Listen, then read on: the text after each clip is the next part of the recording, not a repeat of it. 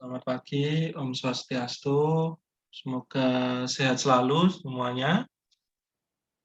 Kita akan lanjutkan ya topik kita, perkuliahan kita tentang hukum organisasi internasional, khususnya tentang ASEAN ya, sebagai salah satu organisasi regional yang well established sampai saat ini.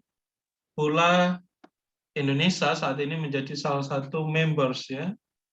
Dan memang sejak awal berdirinya kemudian menjadi deklarator dari ASEAN itu sendiri, yang itu tentu berimplikasi kepada kawan-kawan semua, kepada kita semua, di dalam rangka membangun stabilitas kawasan. Gitu ya. Jadi ASEAN ini merupakan organisasi yang Pak Satria dan mungkin scholars lainnya ya merasa bahwa ini merupakan satu organisasi regional yang akan berkembang pesat, walaupun nantinya role modelnya tetap Uni Eropa gitu ya. Nah, model-model Uni Eropa inilah yang kemudian diterapkan gitu ya di dalam konteks ASEAN. Ya. Jadi secara latar belakang gitu ya, dalam konteks berdirinya ASEAN, ASEAN itu merupakan wilayah Asia Tenggara itu adalah daerah yang sangat strategis ya dan bahkan dinamis ya pasca Perang Dunia Kedua, di mana banyak sekali kekayaan alam yang melimpah ruah di wilayah tersebut ya, karena negaranya banyak juga negara yang tropis, pula dalam konteks lautnya ya, khususnya di Laut Cina Selatan. Ya, di Laut Cina Selatan ini kemudian menjadi incaran ya, bahkan pertentangan kepentingan negara-negara besar pasca Perang Dunia Kedua, khususnya dalam hal penguasaan ya wilayah di daerah tersebut ya, baik oleh Tiongkok maupun oleh Amerika Serikat. Ya, di dalam konteks Laut Cina Selatan, Amerika Serikat kemudian menjadi menjadi behind power dari kekuatan Filipina ya untuk kemudian mempertahankan wilayah di Spratly dan Paracels ya yang kemudian menjadi area sengketa. Pula klaim Tiongkok dari Nine Dash Land. Tapi di luar dari konteks Laut Cina Selatan sebenarnya wilayah ASEAN atau Asia Tenggara itu disebut Balkannya Asia ya, karena terlalu keras dan berkonfliknya di wilayah tersebut ya. Bisa dibuktikan ya dari perang Vietnam, kemudian isu Khmer Merah ya, kalau teman-teman tahu ya, Khmer Merah, kemudian sekarang jauh berkembang pesat ya. Tapi sebelum Khmer Merah juga ada banyak kasus ya konflik ya yang terjadi, termasuk invasi Indonesia di Timur Timur ya di tahun 1975. Kemudian ada konflik Indonesia dan Malaysia, ya, konfrontasi Indonesia Malaysia, ya, lalu konfrontasi Thailand juga, perang di Vietnam dan sebagainya dan sebagainya, ya. Karena situasi yang sangat keras tersebut, mereka ini sebelum 1967 ya, sebelum deklarasi Bangkok di ASEAN yang menandakan ASEAN secara politik itu terbentuk, negara-negara di Asia Tenggara itu membentuk organisasi-organisasi yang sifatnya sektoral gitu ya, seperti ASA, Association of Southeast Asia. Itu anggotanya sangat terbatas, termasuk MAPILINDO, Malaysia, Filipina, Indonesia. Lalu juga ada perkumpulan Menteri Luar Negeri ASEAN, Asia Tenggara, SIAMIU, Southeast Asia Treaty Organization, SEATO. Ini terkait dengan military alliance ya yang dibentuk oleh masing-masing negara di Asia Tenggara, lalu ada Asia Pacific Council dan sebagainya. Nah, karena sifatnya yang terpolar tadi, ya terjadi polarisasi politik di Asia Tenggara, dari itu ASEAN kemudian dideklarasikan di kota Bangkok di Thailand di tahun 67.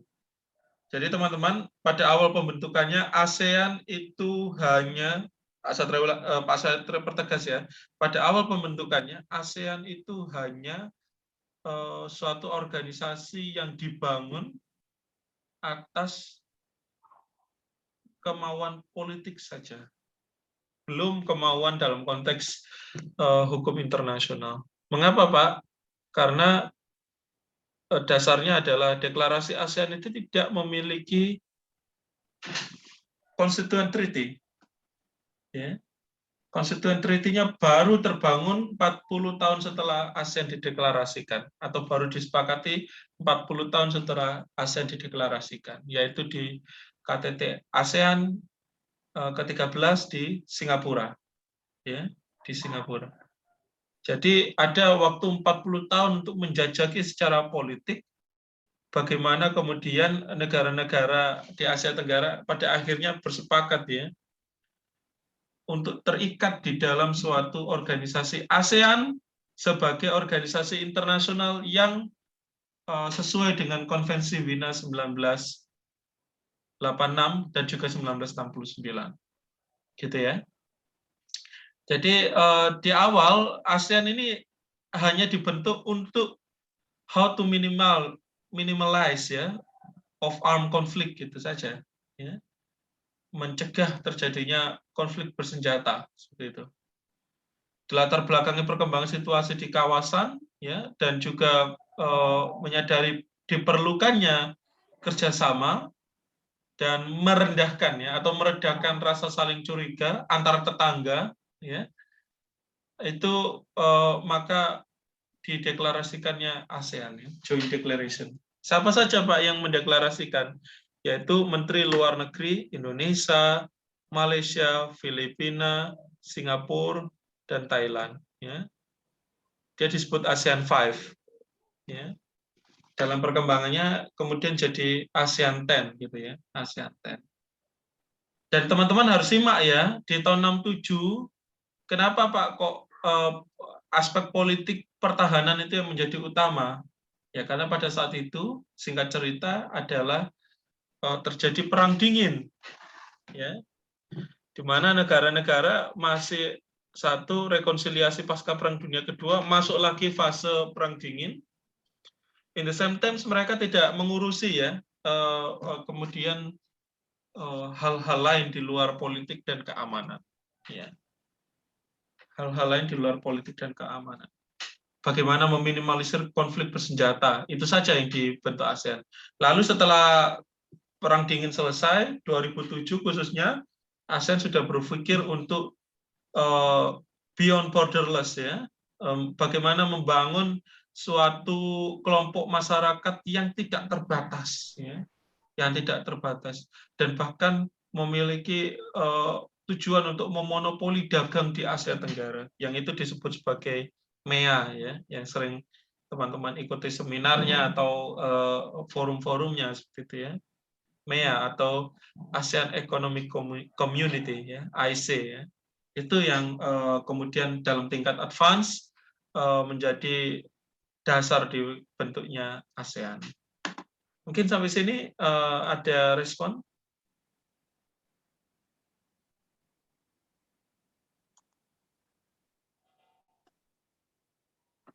Cara dibentuknya ASEAN? Menanggapi, Pak. Belum? Menanggapi, Pak. Oke.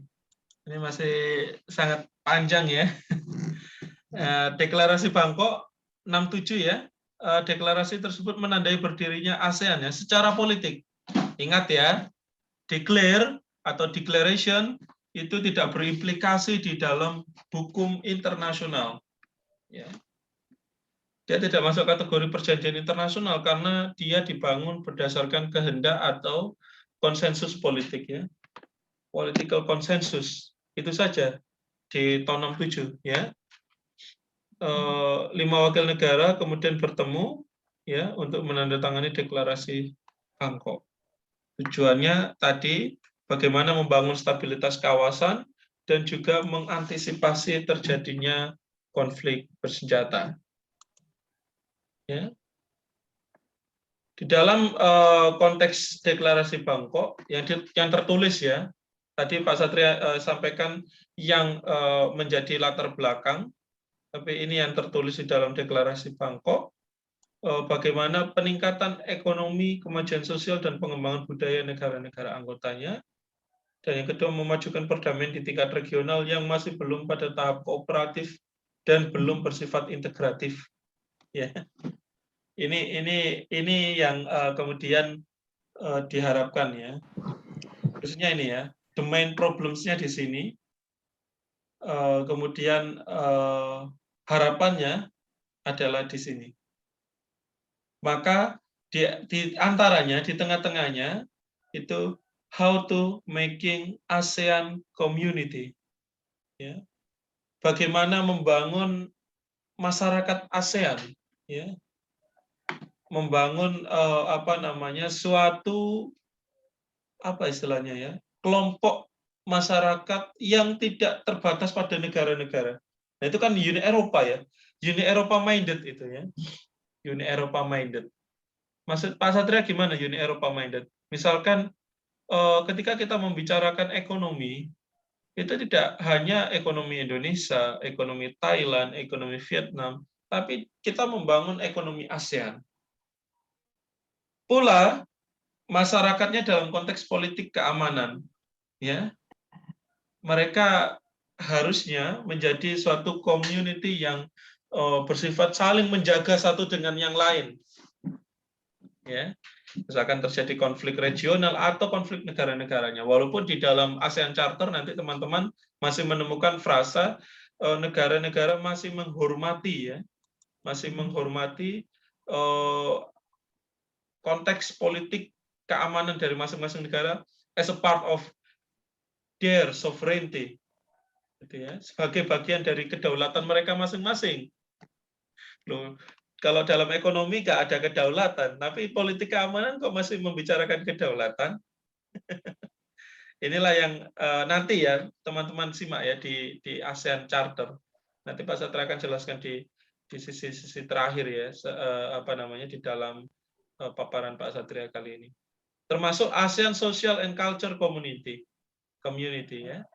Apa itu Pak? Ya jadi nggak ribut lagi masalah wayang, masalah batik, masalah rendang gitu ya. Karena itu semua adalah bagian dari as a part of ASEAN culture. Ya. Jadi ada tiga kelompok ya tadi ya, ASEAN Economy Community, ASEAN Political and Security Community, ya. Yang pertama AIC, yang kedua APSC, ya, ASEAN Political and Security Community, yang ketiga ASCC, ya, ASEAN Socio and Culture Community, ya, community, ya. Jadi ketiga poin ini yang kemudian saling berkelindan nantinya. Tapi kalau sebelum 1967 ini kondisi existingnya ya pada saat itu ya, memajukan perdamaian yang masih belum bersifat kooperatif dan integratif. Kenapa Pak? Ya karena tadi konteks di tahun 67 itu ya masih fokus di perang dingin ya, ada blok barat, blok timur ya, dan masing-masing dari negara ASEAN itu bias ya, khususnya Indonesia. Kalau Malaysia ketahuan ya sekalian negara sekutu gitu ya, dia kelompok vaksinnya blok barat. Vietnam dia vaksinnya blok timur. Ya, Thailand tidak berfaksi ya karena dia tidak pernah terjajah gitu ya. Dia tidak pernah terjajah dan konteks geopolitik di internalnya pun juga sangat unik ya. Filipina blok barat ya karena dia dijajah Amerika Serikat dan sebagainya ya, termasuk Brunei ya yang dijajah oleh Inggris, dia masuk faksi blok barat. Ya. Sehingga selesai perang dingin baru mereka merencanakan selanjutnya. Ya. Dan tadi ya di dalam perkembangannya setelah 67 mereka ekspansi ya, negara-negara ASEAN 5 itu ekspansi dan menjadi ASEAN 10 ya. Dibuktikan dengan keanggotaan Brunei Darussalam di tahun 84.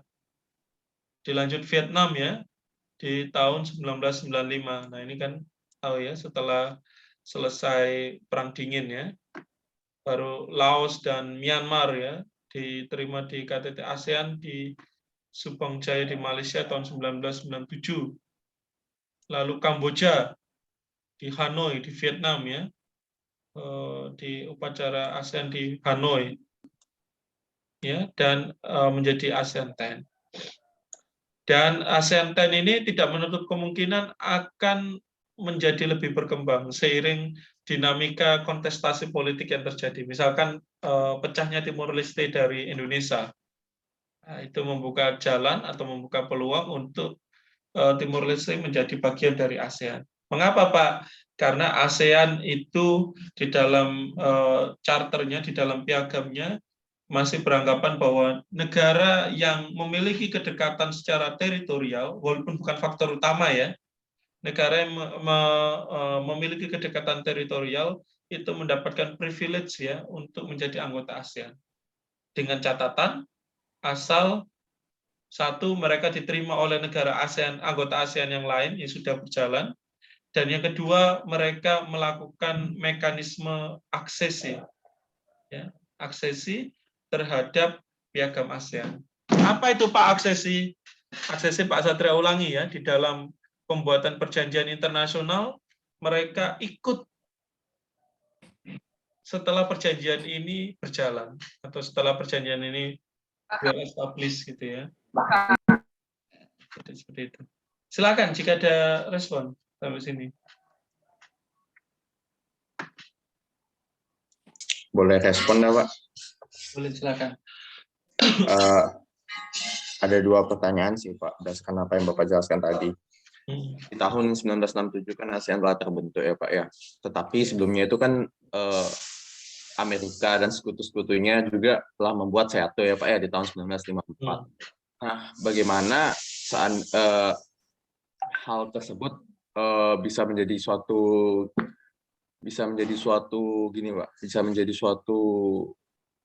tumpang tindih gitu, Pak. Kan di tahun 1954 ini kan Blok Barat ini sudah membentuk SEATO untuk mencegah terjadinya penyebaran ideologi pada saat itu, karena memang ideologi komunis ini kan sangat menyebar pada saat itu, dan juga terjadinya perang dingin kan.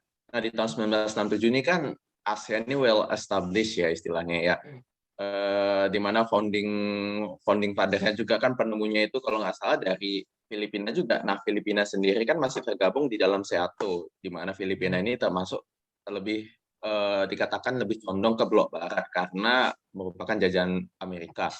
Nah, tapi di sini kan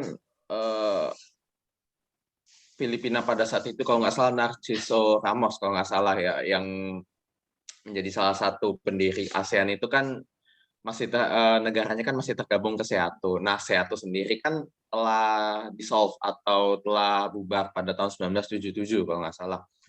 Nah, apakah tidak menjadi sebuah kepentingan politik antara kedua belah pihak? Di satu sisi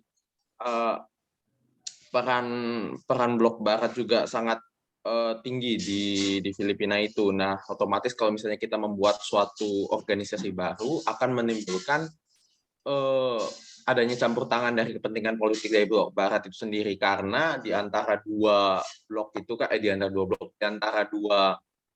organisasi itu kan ada salah satu anggota yang memiliki pengaruh-pengaruh yang diberikan oleh blok barat sendiri, di mana blok barat itu kan tidak ingin juga kan agar negara-negara di ASEAN ini juga jatuh seperti Vietnam itu dalam hal ideologi itu. Nah, di sini kan juga Indonesia kalau berkaca ke belakang kan Indonesia lebih condong ke blok timur ya, Pak ya, ke arah komunis. Pada saat itu kan memang Presiden Soekarno tuh berteman dengan Uni Soviet pada saat itu, kalau nggak salah telah lama karena dibantu oleh Uni Soviet pada masa perang dulu. Nah, sedangkan jika kita berbicara soal netralan di dalam berideologi kan, negara-negara ini kan bisa dibilang nggak netral. Kenapa bisa suatu organisasi tersebut dapat terbentuk tanpa adanya melihat pengaruh-pengaruh negara yang sedang berkonflik seperti itu, Pak, pertanyaan saya. Dan yang kedua ini berbicara soal Timor Leste ya, Pak ya. Kan Timor Leste ini kan merupakan jajahan Portugis kalau nggak salah, Pak, Portugis atau Spanyol pas saya. Portugal. Portugis ya Pak ya. Di mana pada saat itu kan Indonesia melakukan juga invasi kepada Timur Timur ya, yang menyebabkan Timur Timur ini yang sebelumnya telah bergabung menjadi lepas dari Indonesia. Nah, kalau misalnya Bapak katakan tadi ASEAN itu bisa menerima negara-negara berdasarkan teritorial, tetapi seperti yang kita ketahui kan Singapura di sini kan juga pernah menolak Timor Leste itu untuk bergabung ke dalam ASEAN ini dikarenakan ekonominya dia tidak memenuhi standar apa yang telah ditetapkan oleh ASEAN itu. Nah, bagaimana Bapak melihat hal itu, Pak? Sedangkan kalau kita berkaca tentang apa isi dari piagam ASEAN tersebut kan benar-benar diperbolehkan bahwasanya si Timor Leste ini boleh masuk asalkan dengan beberapa syarat tersebut. Gitu. Baik, Pak. Terima kasih. Terima kasih, Mas Fernando. Ini pertanyaan yang penting ya untuk kita simak ya. Yang pertama terkait dengan SEATO dan juga mungkin organisasi-organisasi internasional yang sifatnya tadi ya sangat sektoral, yang itu kemudian dibentuk sebelum ASEAN berdiri ya. Jadi memang benar ya tadi ya, mereka memiliki kepentingan masing-masing ya, yang kemudian melatar belakangi lahirnya organisasi-organisasi regional sektoral sebelum berdirinya ASEAN. Namun setelah ASEAN itu berdiri, ASEAN itu menjadi suatu unifikasi organization ya, menjadi suatu organisasi internasional regional yang menunifikasi ya konteks organisasi-organisasi yang tadi ya, yang sektoral tadi menjadi satu ya. Walaupun itu tidak berjalan mudah karena tahun 1967 kembali ya, saya ulangi bahwa ASEAN ini masih belum bisa dianggap sebagai organisasi internasional yang sesuai dengan Konvensi Wina 1986 ya. Jadi ASEAN ini masih dibentuk berdasarkan declaration ya.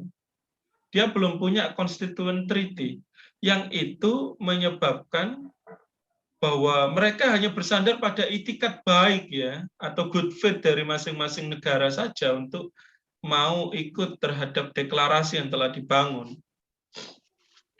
Tetapi pada saat yang sama terjadi inefektivitas ya, inefektivitas di dalam kewenangan yang dimiliki ya, karena dia hanya mengandalkan itikat baik. Contohnya apa, Pak? Contohnya konflik yang terjadi di Laut Cina Selatan ya, sampai ketika ASEAN ya, era modern ya, abad milenium ya, di tahun 2001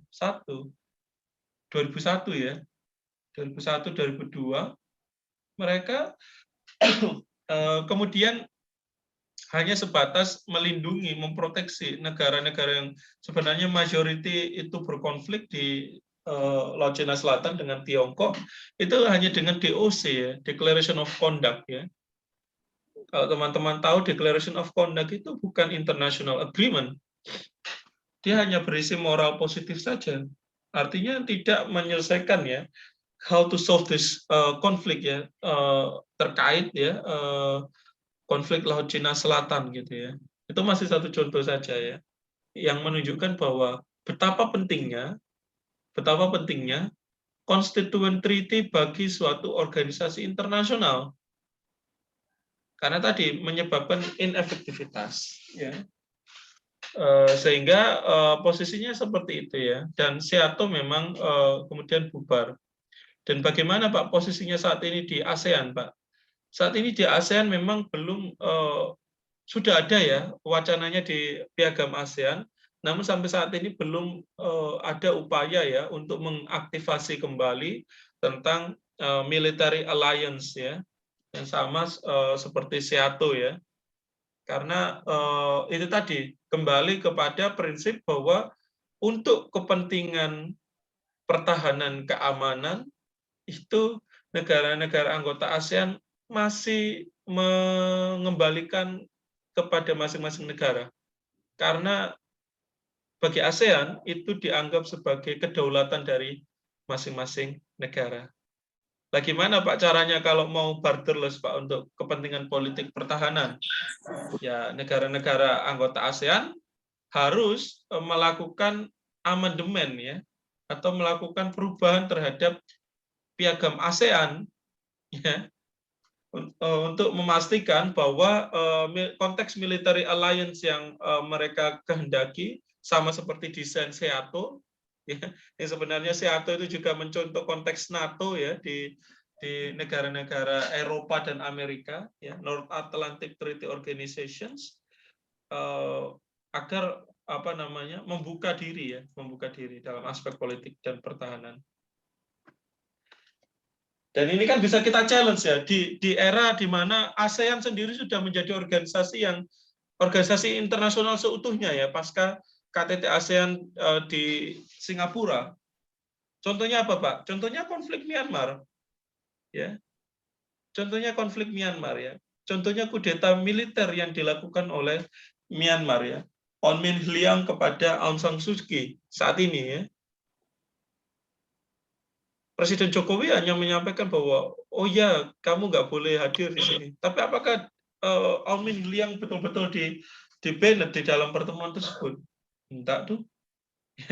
Dia masih bisa itu melakukan kerjasama, dia masih bisa menghadiri pertemuan-pertemuan forum-forum internasional, walaupun proses pengalihan kepemimpinan di Myanmar itu melalui kekerasan, ya, melalui junta. Nah, ini membuktikan bahwa statement ASEAN di dalam piagam ASEAN yang modern sekalipun, aspek politik dan pertahanan itu masih menjadi domain dari kedaulatan negara anggota. Tapi kalau ngomong ekonomi, nggak ada itu kedaulatannya. Ekonomi nggak ada. Urusan pertahanan dan keamanan beda lagi. Ya, itu dikembalikan ke negara. Kalau masalah ekonomi, semua harus membuka pasar. Semua harus borderless. Nah, itu logika yang dibangun ya. Yang pertama ya Mas Fernando ya, untuk SEATO. Yang kedua tentang Timor Leste. Memang Timor Leste menghadapi banyak denial ya, karena dia negara yang baru dan juga negara yang masih dikatakan lower income state gitu ya. Sebutannya tadi negara miskin gitu ya, negara miskin. Namun dia tidak menutup kemungkinan ya, karena kebutuhan ya, pasti ya, Timor Leste itu sangat butuh terhadap eksistensinya di dalam suatu organisasi regional. Untuk apa Pak? Yang jelas untuk meningkatkan pertumbuhan ekonomi dan pasar dari Timor Leste itu sendiri. Yang mana setelah kemerdekaan mereka di tahun 1999, Timor Leste sangat bergantung kepada kebijakan ekonomi yang dilakukan oleh Australia. Ya, mengapa Australia, Pak? Ya karena Australia yang berperan besar di dalam perjuangan kemerdekaan Timor Leste di tahun 1999. Dan memang betul ya bahwa Timor Leste itu dijajah oleh Portugis dan kita masuk ya, menganeksasi ya. Aneksasi ya. Teman-teman kalau tahu aneksasi di dalam hukum internasional itu adalah upaya pemaksaan gitu ya, bukan secara sukarela, karena kita tidak punya akar sejarah di Timur Leste, dan tentu kita bisa dianggap dalam tanda petik adalah penjajah. Ya, jadi kita jangan inlander ya, kita bukan hanya bangsa terjajah, tapi kita juga termasuk kelompok penjajah, in case dalam konteks Timur Leste ya, karena tidak punya akar sejarah tadi. Yang kemudian itu sangat berdampak ya kepada Timor Leste secara sosiopolitik sampai saat ini, gitu ya. Nah ini yang kemudian melatar belakangnya di tengah cooling down ya, saya sebut cooling down ya, situasi ketegangan politik Indonesia dan Timor Leste saat ini ya, karena Timor Leste sudah berjalan dengan baik. Dan mungkin kelompok-kelompok militer ya yang kemudian melakukan ekspansi di Timur pada saat itu sudah ada yang keluar, tapi juga masih ada yang bertahan ya, masih ada bertahan ya. Jadi Menteri Pertahanan sekarang dan mungkin jenderal-jenderal lainnya ya. Nah, itu yang menjadi barrier ya, the most barrier di dalam upaya integrasi Timor Leste terhadap ASEAN. Tapi menurut Pak Satria tadi itu it's possible ya, itu menjadi suatu hal yang sangat mungkin asal satu Timor Leste diterima di dalam pertemuan ya ASEAN Summit ASEAN. Dan yang kedua adalah mereka mau melakukan mekanisme aksesi ya kepada piagam ASEAN atau the Charter of ASEAN. Itu ya Mas Fernando ya. Oke ya, yang lain mungkin? Terima kasih, Pak. Ya, sama-sama. Yang lain ada respon?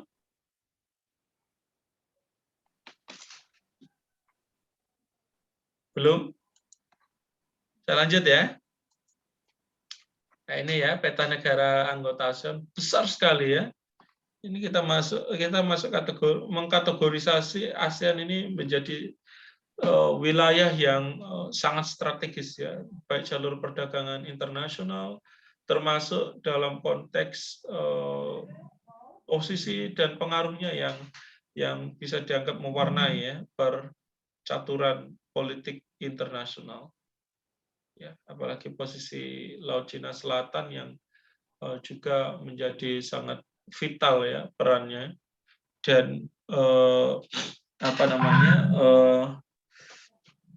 kemungkinan ya probabilitas dari wilayah Laut Cina Selatan ini yang justru akan menjadi kalau terjadi perang dunia ketiga itu bisa jadi dimulai dari sini ya, bisa jadi dimulai dari sini ya, karena di Laut Cina Selatan ini menjadi battlefield ya atau arena perang dari masing-masing negara anggota seperti itu ya. Visi ke depan ASEAN 2020. Nah, ini kan sudah 2022 ya, apakah sudah terwujud ini ya? Mengembalikan suatu kawasan yang terintegrasi ya dengan membentuk komunitas negara Asia Tenggara yang terbuka, damai, stabil dan sebagainya di tahun 2020. Untuk merealisasikannya ASEAN mengesahkan Bali Council II pada KTT ASEAN 9 di Bali ya, yang menyetujui pembentukan ini tadi yang Pak Satria sebut ASEAN Community ya. Karena itu yang kemudian menjadi goal ya, membentuk ASEAN Economic Community, ASEAN Political and Security Community, dan ASEAN Social and Culture Community. Itu yang diharapkan di dalam pembentukan ASEAN seperti itu ya. Nah, ini ya 3 pilar yang ini menjadi suatu kunci ya di dalam hubungan di kawasan ya dari semua negara anggota ASEAN. Tapi yang perlu teman-teman garis bawahi, yang sudah well established, yang sudah berjalan, yang sudah sangat menguntungkan, itu adalah ASEAN Economic Community atau AEC. Ya. Karena di sini sudah nggak ada anasir politik, nggak ada anasir budaya ya. Yang sensitif itu di dua konteks ini ya. Kalau di hal sensitif mereka tidak mau bekerjasama, kalau di sini mereka mau kerjasama karena ekonomi itu menguntungkan gitu ya bagi para pihak. Nah itu kan Uni Eropa minded ya, Uni Eropa minded. Tapi Uni Eropa bedanya mereka untuk kepentingan politik dan culture mereka mau terintegrasi gitu ya. Mau terintegrasi ya. Nah, ini yang menjadi PR ya atau yang menjadi harapan dari ASEAN ke depannya, integrasi politik pertahanan, politik keamanan dan juga sosial budaya ASEAN. Ya, pencapaian terbentuknya komunitas ASEAN KTT ke-10 di Vientiane, Laos ya mengalami kemajuan dengan disetujuinya 3 rencana aksi ya, Plan of Action dari ASEAN di KTT ke-10 mengintegrasikan rencana aksi ASEAN ke dalam Vientiane Action Program (VIP) dan Joint Declaration di tahun 2015, Cebu Declaration khususnya untuk menjalankan ya ASEAN Community. Jadi ASEAN Economic Community (AEC) itu sudah berjalan di KTT ASEAN di tahun 2015 ya sebenarnya ya. Namun karena banyak ketidaksiapan eh, akhirnya diundur gitu ya, diundur 1 tahun atau 2 tahun ya kalau teman-teman ingat ya. Jadi untuk implementasinya. Saat ini gimana Pak? Saat ini sudah berjalan ya. Saat ini sudah berjalan, sudah running. Nah, bagaimana kemudian teknis mekanisme untuk penurunan ya berbagai macam hambatan tarif maupun non tarif di dalam konteks perdagangan internasional di kawasan ini yang kemudian perlu dievaluasi di setiap pertemuan KTT. For your information, ya, KTT atau ASEAN Summit yang merupakan forum tertinggi ASEAN itu dilaksanakan setiap tahun ya. Jadi kalian jangan heran ya, KTT KTT kok sangat banyak Pak. Konferensi tingkat tinggi kok sangat banyak Pak. Ya karena dia dilaksanakan setiap tahun ya untuk mengambil strategic decision ya yang akan dilakukan oleh ASEAN selama tahun selanjutnya. Dan ketua ASEAN itu dipilih secara periodik ya, sehingga tidak mungkin ada konflik ya, yang diurut berdasarkan alfabet ya, dari A sampai Z ya, itu pemilihannya ya. Jadi presidensi atau ketua dari ASEAN itu dipilih secara berurut gitu ya. Nah ini ya Charter of ASEAN di tahun 2007.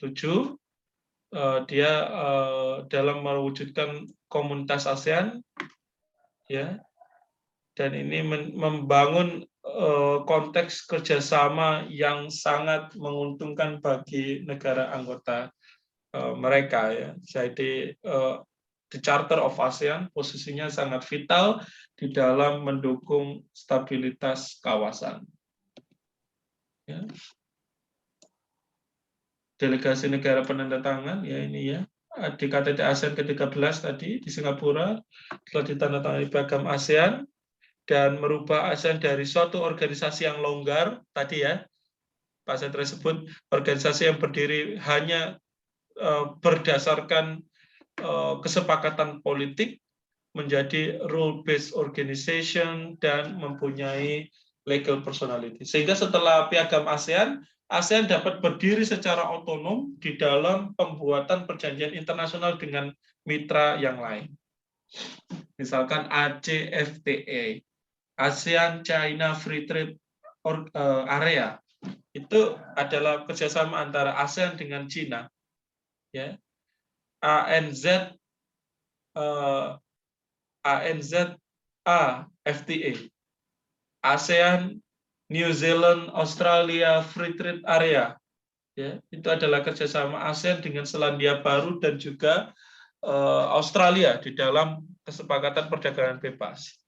Itu negara dengan organisasi internasional atau antar organisasi internasional, misalkan ASEAN Uni Eropa Economic Community, ya, itu adalah bagian dari upaya mengintegrasikan kerjasama ekonomi antara ASEAN dan juga Uni Eropa. Semuanya bisa dilakukan karena apa? Karena ASEAN memiliki international legal personality. Dia diakui sebagai subjek hukum internasional yang tinggi seperti itu, yang mutlak seperti itu posisinya.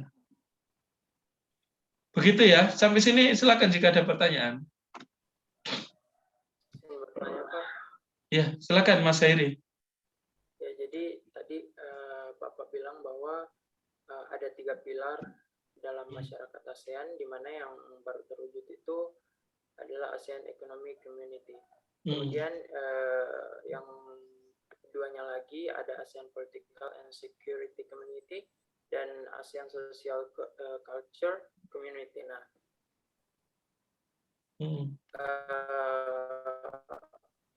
kembali lagi dari asas yang digunakan dalam berorganisasi internasional, kan kita kenal dengan asas Pacta Sunt Servanda. Anggota yang telah bergabung dalam organisasi tersebut wajib untuk melaksanakan apa yang telah disepakati. Nah, pilar ini kan pastinya pada awalnya disetujui dan dibentuk dan menjadi kesepakatan antar negara-negara anggota ASEAN kan Pak, dan merupakan dasar dari berorganisasi di dalam ASEAN. Nah, pertanyaan saya, kenapa yang dua ini, negara-negara yang ada di ASEAN itu masih enggan untuk melakukan hal tersebut, Pak? Dan kenapa kalau memang negara-negara ASEAN tidak mau melaksanakannya, kenapa harus dimasukkan ke dalam pilar ini, Pak? Terima kasih. Ya, ini bagus ya, Mas Heri ya, menjadi otokritik ke dalam bagi ASEAN. Kenapa, Pak? Mereka sudah menyusunnya, tapi kok tidak menjalankannya? Lagi-lagi ini lebih kepada political interest, ya. Political interest dari negara-negara ASEAN masih menganggap bahwa dalam konteks ekonomi mereka borderless, tapi dalam konteks politik keamanan, ya, political and security, mereka menganggap bahwa itu akan dikembalikan ke masing-masing negara. Jadi jalannya gimana, Pak, untuk melaksanakan atau implementasi dari ASEAN Political and Security Community dan juga ASEAN Social and Cultural Community?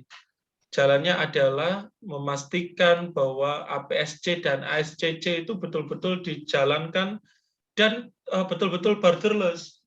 Dengan gimana, Pak, maksudnya? Maksud Pak Satria adalah bagaimana kemudian mengubah atau mengamandemen, ya, istilahnya ya, mengamandemen apa-apa yang sudah dituangkan di dalam Piagam ASEAN. Atau kalau mengamandemen itu menjadi sesuatu hal yang sulit, ya, karena lagi-lagi kembali kepada kemauan seluruh negara anggota, kita bisa membuat perjanjian turunan, ya, how to implementation of ASEAN Political and Security Community, juga ASEAN Social and Cultural Community. Kalau ASEAN Social and Cultural Community, kalau teman-teman simak, ya, itu juga sudah borderless sebenarnya di dalam perkembangannya, ya. Bagaimana membangun ASEAN Higher Education Community, ya, dia membangun sub-sub turunan itu, ya. Bagaimana membangun ASEAN University Network, AUN, ya. Kalau teman-teman tahu, ya, di beberapa kampus kan ada AUN QA, yaitu akreditasi kampus di Asia Tenggara, itu di bawah ASEAN loh, ya, ASEAN Social and Cultural Community, dan juga jenis-jenis lainnya yang sangat banyak. Nah, ini loh, yang ASEAN Political and Security ini loh yang masih ragu, ya. Nah, kalau mau implementasi, ya buat perjanjian internasional turunan, ya, how to implementation of ASEAN Political and Security Community. Misalkan apa, Pak? Misalkan Joint of Security Cooperation. Nah, itu kan bisa dilakukan, ya, Joint of Security Cooperation. Karena apa? Karena wilayah perbatasan negara-negara di Asia Tenggara itu sangat pendek, ya, sangat dekat, ya, jalur darat Indonesia Malaysia. Gimana enggak kalau kita membuat Joint of Security Cooperation, ya, kerjasama untuk peningkatan pertahanan di antara kedua negara, darat misalkan, laut misalkan, ya, itu yang sangat riskan, ya, Thailand, Malaysia, Indonesia, Filipina itu dipisahkan oleh laut, ya, atau udara, ruang udara pun juga masih masih malu-malu untuk kepentingan pertahanan, ya. Tapi kalau untuk kepentingan ekonomi sudah terbuka loh, ya. Ada namanya kebijakan ASEAN Open Sky, ya, yang itu memastikan bahwa aspek penerbangan, ya, lalu lalang manusia, lalu lalang pesawat di Asia Tenggara itu murah, ya. Karena itu adalah bagian dari free flow of natural persons, ya. Arus bebas manusia Asia Tenggara, gitu, ya. Itu kepentingan ekonomi, Mas Heri, ya. Kalau kepentingan politik pertahanan itu masih sangat terbatas. Nah, ini harapannya itu tadi, kalau tidak amandemen, tapi kalau amandemen ini dianggap terlalu berat, ya bisa membuat perjanjian internasional turunan, ya, di bawah ASEAN Charter. Apakah ada, Pak? Banyak, ya, banyak sekali. Nanti kalau kita ada kesempatan, gitu, ya, membahasnya lebih detail, Pak Satria bisa menjelaskan itu, ya, perjanjian internasional turunan di bawah ASEAN, ya, khususnya di konteks politik dan pertahanannya. Dan itu menjadi sangat menarik, gitu, ya.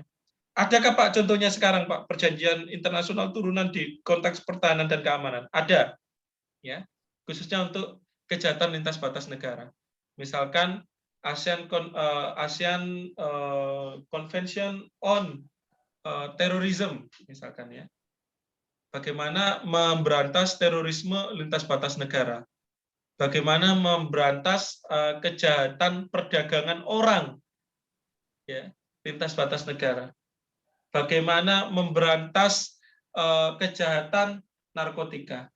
Tetapi ingat ya, karena ini masih dalam konteks transnational crimes, mereka juga terbatas dalam hal apa, Pak? Dalam hal penindakan. Caranya gimana, Pak? Caranya melakukan kerjasama teknis penegakan hukum. Ya, mereka masih tergantung itu.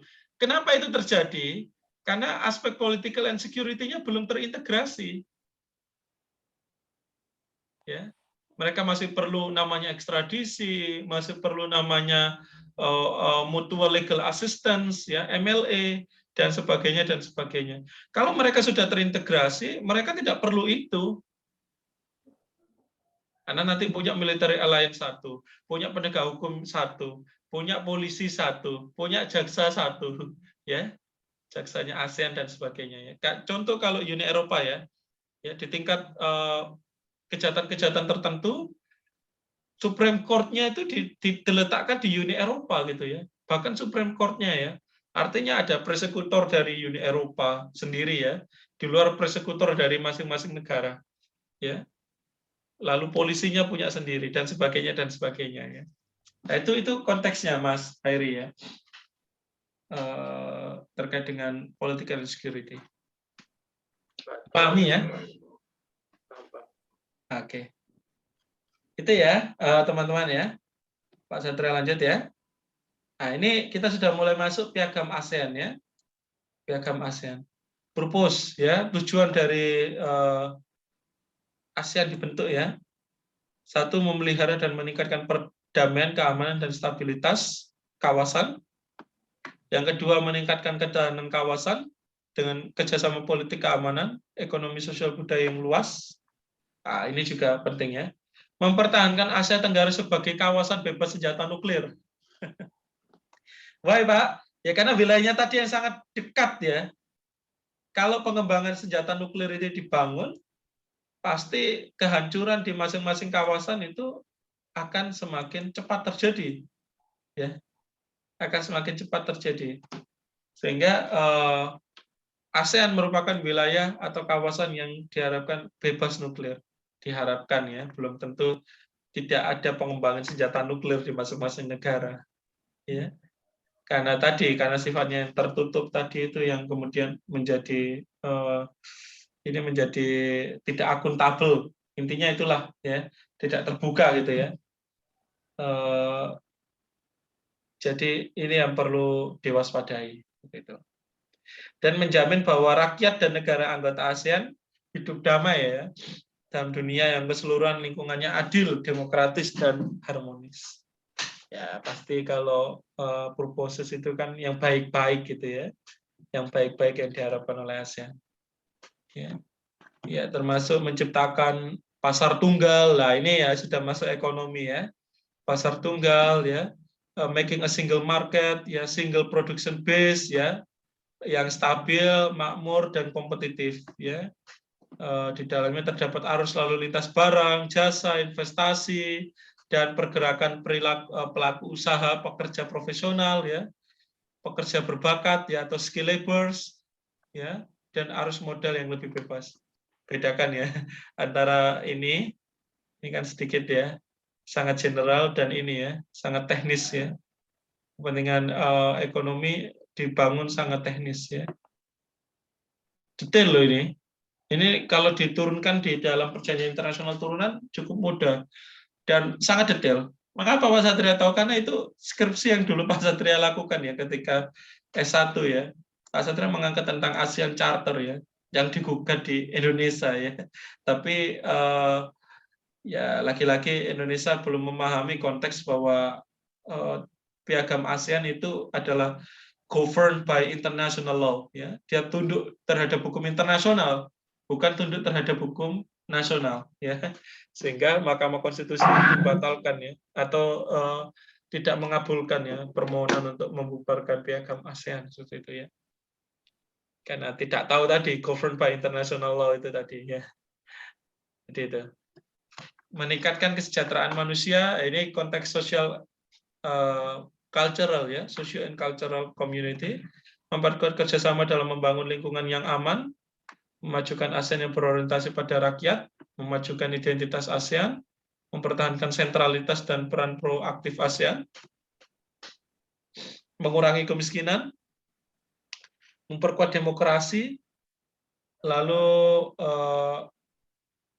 pertahanan menyeluruh. Nah ini yang diharapkan ya. Yang ini nanti jadi satu something prospek untuk ke depan, bagaimana ASEAN mau dapat berintegrasi dalam konteks pertahanan keamanan, memajukan pembangunan keberlanjutan, ya sustainable development, dan mengembalikan sumber daya manusia melalui kerjasama yang lebih erat. Itu ya. Prinsip menghormati kemerdekaan, kedaulatan, kesejahteraan, integritas wilayah. Ini ya, jadi barrier menurut Pak Satria dalam mewujudkan tadi ya, borderless of security and political ya. Seperti itu.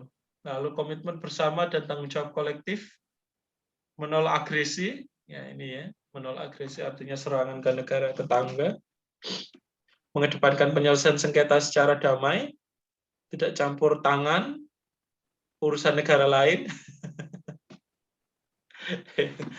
Ini ya, tidak campur tangan urusan negara anggota ASEAN ya. Ini yang jadi halangan menurut Pak Satria, ini jadi halangan yang besar ya di dalam konteks politik dan pertahanan.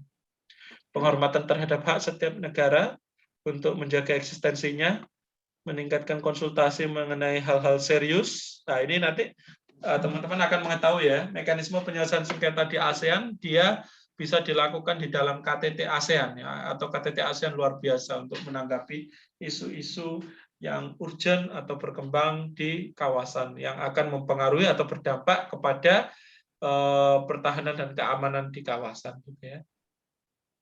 Menghormati kebebasan fundamental, menjunjung tinggi piagam PBB, tidak turut serta dalam kegiatan apapun ya. Ini mohon maaf di luar tabel ini. Menghormati perbedaan budaya, sentralitas ASEAN dalam hubungan eksternal. Nah, ini terkait dengan personalitas ASEAN ya di dalam membuat kebijakan internasional di luar negara anggotanya ya, untuk kepentingan kawasan, dan berpegang teguh pada aturan-aturan perdagangan multilateral in case di dalam konteks international trade. Nah, jadi itu ya dari dari ASEAN yang bisa Pak Satria sampaikan. Silakan jika ada respon sampai saat ini. Izin menanggapi. Berbicara soal military alliance yang Bapak jelaskan sebelumnya ya. Menurut pandangan saya, military alliances ini, maaf, kalau menurut saya pandangan saya, military alliances ini tidaklah terlalu dibutuhkan, Pak, karena melihat tingkat urgensitasnya, apakah suatu permasalahan atau suatu pokok tersebut memang harus diselesaikan melalui military alliance seperti itu. Karena menurut saya ASEAN ini kan merupakan suatu organisasi yang atas dasar regional ya Pak ya, regional yang saling di mana anggota-anggotanya ini berdasarkan teritorial, jadinya bertetanggaan seperti itu. Otomatis apabila suatu negara terlibat masalah atau suatu negara tersebut kena masalah atau dalam hal urusan militer lainnya, otomatis kan negara lain ini kan teranggap seperti itu. Tentu kan juga pertimbangan penggunaan militer atau bantuan militer dari negara lain ini kan juga suatu hal yang dikehendaki oleh negara yang meminta bantuan seperti itu. Apakah negara tersebut ingin meminta bantuan atau memang dia bisa menyelesaikan konfliknya itu sendiri, kayak gitu, kayak waktu pada saat Indonesia seperti itu, Pak. Indonesia dibom di Jalan Tamrin itu yang tahun 2016 itu. Kalau nggak salah Indonesia pernah mendapatkan tawaran bantuan oleh Australia seperti itu, Pak. Namun di sini Indonesia menunjukkan bahwasanya dia bisa menyelesaikan permasalahan tersebut, di mana dia mengarahkan seluruh pasukan, istilahnya pertahanan dan keamanannya dia untuk menyelesaikan permasalahan tersebut dengan waktu 21 menit. Nah, di sini kita bisa melihat bahwasanya konsistensi dan profesionalitas yang ditunjukkan oleh sistem pertahanan dan keamanan Indonesia ini juga menjadi sebuah pertimbangan besar. Apakah memang military alliance itu diperlukan atau tidak? Karena jika kita berkaca dengan negara-negara lainnya, kalau misalnya kita membentuk suatu military alliance kan bakal istilahnya tuh ada suatu politik interest tertentu. Di mana kalau kita berkaca dengan NATO ya, NATO ini kan juga melakukan istilahnya itu invasi lah bahasa kasarnya, invasi ke negara-negara yang menyebabkan negara-negara di Arab yang menyebabkan adanya krisis baik itu krisis kemanusiaan maupun ekonomi karena dampak perang yang ditimbulkan. Nah, soal military alliance di kita ini apabila diterapkan sama seperti NATO tersebut, malah justru akan menimbulkan suatu keguncangan gitu Pak, karena berkaca dari piagam ASEAN itu, kalau misalnya kita memperbolehkan untuk pembentukan military alliance kan otomatis di bagian menghormati kedaulatan dan menghormati negara lain serta kedaulatannya itu kan otomatis akan teringkari seperti itu. Jadi menurut Bapak, apakah memang pada saat ini atau masa sekarang pembentukan military alliance itu memang diperlukan? Apakah urgensinya itu harus didasarkan pada suatu urgensi tertentu, misalnya kayak Laut Cina Selatan itu yang mendorong untuk pembentukan military alliance, sedangkan apabila kita bisa mempertahankan posisi tersebut di dalam status quo kan akan lebih baik seperti itu untuk menyelesaikan di jalan perdamaian seperti itu Pak. Bagaimana menurut Bapak? Terima kasih. Iya, ini menurut saya bagus sekali ya pernyataan dari Mas Fernando ini terhadap eksistensi ya dari suatu upaya kerjasama di bidang politik dan keamanan. Mengapa tadi benar ada satu kalimat yang menurut saya penting untuk teman-teman recall kembali ya, ulang kembali di dalam konteks pemahaman tentang apa itu kemampuan dan kemauan dari negara, ya. Karena negara-negara ASEAN masih menganggap bahwa kerjasama di bidang politik dan pertahanan itu menunjukkan bahwa negaranya unable and unwilling ya under international law, tidak mampu dan tidak mau di dalam menyelesaikan persoalan terkait dengan politik dan pertahanan di masing-masing wilayahnya, sehingga mereka dianggap tidak cakap ya, tidak cakap atau secara personality di hadapan hukum internasional negara-negara ini dianggap abai atau lalai di dalam menjaga wilayahnya, integritas teritorialnya, dan make sure bahwa penegakan hukumnya itu berjalan betul-betul dengan baik. Nah, ini saya rasa juga logika yang logis juga. Kenapa sampai saat ini integrasi termasuk dalam konteks pembangunan military alliance itu betul-betul tidak terwujud. Tadi ya, karena ada frasa unable and unwilling ya. Kalau mereka bergabung ya menjadi suatu military alliance, mereka masih dianggap tidak mampu dan tidak mau. Nah, tentu perlu apa ya istilahnya ya, perlu diluruskan dalam konteks hubungan integrasi dan apa namanya, kalau mau ya integrasi politik dan keamanan termasuk military alliance, bagaimana tujuannya adalah tidak untuk membuktikan bahwa negara-negara ini bukan unable atau unwilling, tapi ini adalah tingkat advance ya, tingkat lanjut dari suatu hubungan regional yang saling menguntungkan, tidak saling merugikan ya.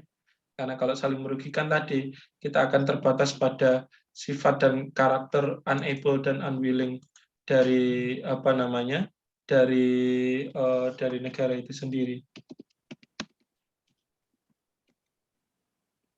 Itu ya, Mas Fernando ya. Baik, Pak. Terima kasih, Pak. Oke, ada pertanyaan lagi? Izin bertanya, Pak. Ya, silakan. Mohon maaf, kamera saya mati, Pak, karena jaringan di sini kurang bagus, Pak. Iya. Oh, Saya ingin bertanya dengan menanggapi permasalahan yang ada baru-baru ini, Pak, tentang gugatan Uni Eropa di WTO terkait biji nikel Indonesia. hmm. Jika melihat dari tujuan ASEAN tadi akan Pak menjamin bahwa rakyat dan negara-negara anggota ASEAN hidup damai dengan dunia secara keseluruhan di lingkungan yang adil, demokratis dan harmoni. Namun pada kenyataannya Indonesia selalu dikena gugat, Pak. Mulai dari Korea Selatan atau negara-negara lain. Bahkan peran ASEAN sebagai organisasi yang mewadahi kita pun kurang berperan begitu, Pak. Perannya kurang muncul. Bahkan ada satu rasa di mana jika contohnya seperti negara Malaysia ataupun Singapura, Pak, yang ikut serta membantu, namun ada rasa ketakutan di negara mereka sendiri jika melawan Uni Eropa begitu, Pak. Karena mengetahui bahwa Uni Eropa seperti kontrol dari perdagangan untuk mereka sendiri, Pak. Nah, menanggapi hal tersebut, bagaimanakah peran ASEAN untuk membela setiap anggota negaranya di dalam sebuah tuntutan ataupun permasalahan, Pak? Terima kasih, Pak. Iya, bagus ya Mas Yeskiel ya. Terkait dengan situasi ya perdagangan internasional ya, nikel. Sebelum nikel itu ada isu kelapa sawit ya, Indonesia, Malaysia yang juga di-banned oleh Uni Eropa. Dan memang Uni Eropa ini termasuk pasar yang dalam tanda petik ya cukup rewel ya. Cukup rewel itu artinya ada standar-standar yang ketat dalam konteks sustainable development dan sebagainya ketika barang itu masuk ke pasar Uni Eropa. Tapi juga menjadi anomali ketika perusahaan-perusahaan yang berbasis di Uni Eropa kemudian membangun multinational cooperation atau transnational corporation TNC/MNC di negara-negara berkembang, justru kegiatan produksinya dianggap abai terhadap prinsip hak asasi manusia. Ya. Maka PBB juga punya Business and Human Rights gitu ya, yang saat ini menjadi sangat menarik ya, sangat hangat disampaikan di permukaan. Kembali ya, konteks perdagangan negatif, diskriminasi yang dilakukan oleh Uni Eropa itu sudah lebih dari cukup untuk menjadi dasar bahwa ASEAN secara personal atau negara-negara anggotanya yang nanti dikoordinir oleh ASEAN untuk melakukan gugatan ke WTO ya, atas tindakan kebijakan diskriminatif dagang yang dilakukan oleh Uni Eropa. Mengingat Uni Eropa sebagai person dia sudah menjadi subjek yang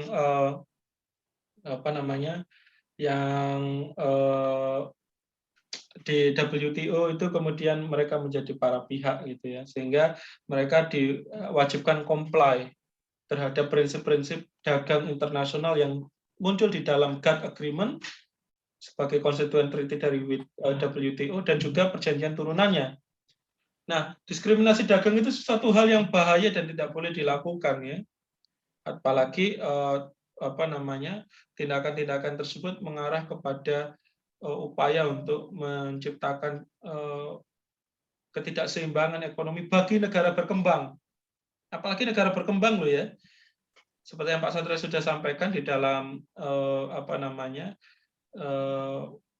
pertemuan sebelumnya ya, di awal-awal Pak Satria sampaikan di pertemuan WTO ya, WTO GATT sebagai organisasi internasional, teman-teman sudah saya sampaikan bahwa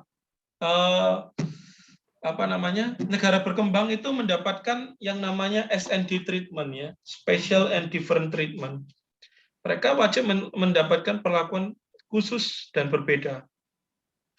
Yang mana kalau misalkan nikel di Indonesia itu tidak bisa masuk ke pasar Eropa sebagai pasar utama, mereka akan merugi gitu ya, dan negaranya akan secara ekonomi instabil. Ya. Bisa jadi sawit misalkan, kelapa sawit ya, CPO, sebagai komoditas utama di Malaysia, Jika di Bennett itu juga marah-marah juga Malaysia kan. Beberapa waktu yang lalu teman-teman kan simak ya. Kalau teman-teman pernah ke Kuala Lumpur itu, masuk Kuala Lumpur International Airport itu sudah disambut kelapa sawit semua. Karena itu komoditas utama dari Malaysia sebenarnya ya. Perkebunan kelapa sawit ya. Yang itu kalau di Bennett itu justru menjadi sangat berbahaya gitu ya di dalam konteks keberlangsungan ekonomi. Nah, itu ya Mas Yeskiel ya. Jadi itu menjadi dasar untuk menggugat ke WTO GATT ya. WTO GATT untuk apa namanya? Untuk segala bentuk diskriminasi dagang yang dilakukan oleh Uni Eropa agar dia konsisten ya dan tidak bias di dalam praktek bisnis yang dilakukan dan comply terhadap prinsip-prinsip dagang bebas internasional. Itu ya, Mas Yeskiel. Terima kasih Pak. Oke, kalau tidak ada saya rasa cukup ya, karena minggu depan kita akan bahas lagi ASEAN ya. Pak Satria akan lanjutkan apa namanya untuk pembahasan pasal-pasal selanjutnya di ASEAN dan mungkin nanti kita akan kontekstualkan. Ya, sembari nanti Pak Satria akan juga kirim beberapa literatur. Baru minggu depannya kita sudah pertemuan terakhir ya untuk dispute settlement mechanism under international organizations. Ya. Dan setelah itu teman-teman bisa kumpulkan tugas dan kita bisa UAS. Itu ya. UAS-nya di Undiksa tanggal berapa? Halo? UAS. Saya rasa cukup ya, teman-teman. Terima kasih. Kurang lebihnya mohon maaf. Akhir kata, wassalamualaikum. Om Santi Santi.